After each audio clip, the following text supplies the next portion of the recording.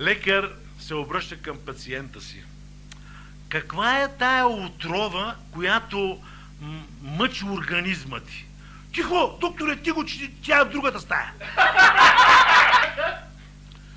Двама пияници застанали пред магазин за алкохол и един е вика: да вземем 2 бутилки. Стига, бе, 2 бутилки.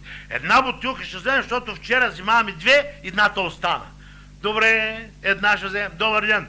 Една бутилка лимонада и 3 бутилки водка. И нека ви кажа, че моята жена много ме обича, много се грижи за мене, когато аз съм разтревожен. Ето, аз 3 дена одим като алтав налево надесно, по цяла нощ не мога спим и се стрескам на сън и жена ми веднага се загрижи за мене.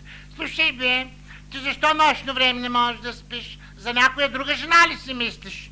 Как че мислим за друга жена, ама? Само за тебе мислим, ама в момента имам един проблем. И какъв ти е проблема?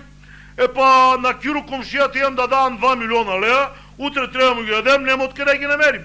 И затова ли не можеш да спиш? Те затова не мога да спим. Те сачета оправим. Кире! Кажима! Мъжо ми нема да ти върне парите. Ара са лега и да спиш, Киро нема да спи.